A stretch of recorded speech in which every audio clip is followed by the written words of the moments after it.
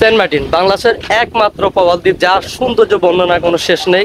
আমি যদি আপনাকে প্রশ্ন করি বাংলাদেশের সবচেয়ে সুন্দর জায়গা কোনটি, তাহলে আপনার পছন্দের তালিকা অবশ্যই সেন্ট মার্টিন থাকবে। কিন্তু আজকের এই ভিডিওটা আমি সেন্ট মার্টিনের অবকাঠামো নিয়ে আমার কিছু এক্সপেরিয়েন্স শেয়ার করবো। তো চলুন বেশি বকবক না করে শুরু করা যাক। সেন্ট মার্টিনের অবকাঠামো নিয়ে যদি কথা বলি, তাহলে সর্বপ্রথম সেন্ট মার্টিন জেটি ঘাট নিয়ে কথা বলতে হয়। সেন্ট মার্টিনে প্রায় 13,000 মানুষ বসবাস করে এবং প্রতি বছর সিজনে প্রায় 10 থেকে 15 লাখ পর্যটক সেন্ট মার্টিন ঘুরতে আসে। সেন্ট মার্টিন দ্বীপের একমাত্র প্রবেশগেট সেন্ট মার্টিন জেটি ঘাট। 2002-03 অর্থ বছরের এলজিডির তত্ত্বাবধানে প্রায় 4 কোটি টাকা ব্যয়ে সেন্ট মার্টিন জেটি ঘাটটি নির্মাণ করা হয়। কিন্তু 2007 সালে ঘূর্ণিঝড় সিদরের ভয়াবহ আঘাতে সেন্ট মার্টিন জেটির পার্কিং পয়েন্টটা অত্যন্তভাবে ভেঙে যায়। সেই তখন থেকে সেন্ট মার্টিন জেটির একদম বেহাল অবস্থা। জেটির রেলিং, পিলার এবং জেটির নিচের আস্তরগুলো একদম জরাজীর্ণ অবস্থা। যে কোনো সময় সেন্ট মার্টিন জেটি বড় কোনো দুর্ঘটনার সাক্ষী হতে পারে। তো আপনার কি মনে হয় সেন্ট মার্টিন জেটি পুনরায় নির্মাণ করা উচিত কিনা? দ্বিতীয় নম্বরে যে পয়েন্টটা নিয়ে কথা বলবো সেটা হচ্ছে কি সেন্ট মার্টিন বেড়িবাঁধ। সেন্ট মার্টিন বেড়িবাঁধ নিয়ে অবশ্যই কথা বলা লাগে। সেন্ট মার্টিন দ্বীপের বয়স প্রায় 300 বছর। 17 দশকে সেন্ট মার্টিন দ্বীপের আয়তন ছিল 31 বর্গ কিলোমিটার, যেটা ব্রিটিশ সরকারের তথ্য অনুযায়ী 28 বর্গ কিলোমিটার হয়। 80 দশকে এসে সেন্ট মার্টিন দ্বীপের আয়তন হয় 18 বর্গ কিলোমিটার এবং 19 দশকে এসে সেন্ট মার্টিন দ্বীপের আয়তন হয় 12 বর্গ কিলোমিটার। আর বর্তমানে সেন্ট মার্টিন দ্বীপের আয়তন 8 বর্গ কিলোমিটার। যদিও বা বাটার সময় সেন্ট মার্টিন দ্বীপের আয়তন 10 থেকে 15 কিলোমিটার পর্যন্ত হয়।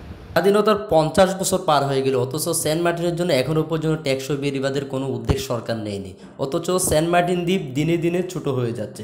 সর্বশেষ সরকারের কোনো উদ্যোগ যদি দেখি, তাহলে 2002-03 অর্থ বছরে নেওয়া 2-1টা প্রকল্প, যার মধ্যে অন্যতম হচ্ছে কি সেন্ট মার্টিন জেটি ঘাট ও সেন্ট মার্টিন 10 শয্যা বিশিষ্ট হাসপাতাল। এছাড়া বড় কোনো প্রকল্প এখনও পর্যন্ত সরকার সেন্ট মার্টিনের জন্য নেয়নি। সেন্ট মার্টিন অবকাঠামোর তৃতীয় নম্বর পয়েন্ট হচ্ছে কি সেন্ট মার্টিন চিকিৎসা ব্যবস্থা। যখনই আমি সেন্ট মার্টিনের চিকিৎসা ব্যবস্থা নিয়ে কথা বলি, আসলে তখনই বলার মতো কিছুই পাই না, কারণ সেন্ট মার্টিন দ্বীপে উন্নত মানের চিকিৎসা নাই বললেও চলে।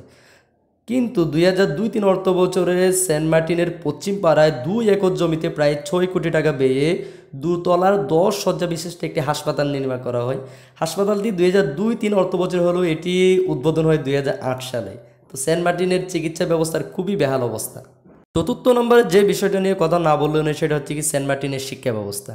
সেন্ট মার্টিনের শিক্ষা ব্যবস্থা নিয়ে যখনই কথা বলি, তখনই আমি সবচেয়ে বেশি আপসেট হই, কারণ দ্বীপে উচ্চশিক্ষা বলতে গেলে কিছুই নেই। আপনি জানলে অবাক হবেন, সেন্ট মার্টিনের সাক্ষরতার হার 15.13%, যেটা খুবই নগণ্য। পঞ্চম নম্বরে সেন্ট মার্টিনের অর্থনীতি নিয়ে যদি কথা বলি, সেন্ট মার্টিনের অর্থনীতি বলতে আদিকাল থেকে সেন্ট মার্টিনের জীবিকা নির্বাহের একমাত্র মাধ্যম হচ্ছে কি মৎস্য আহরণ।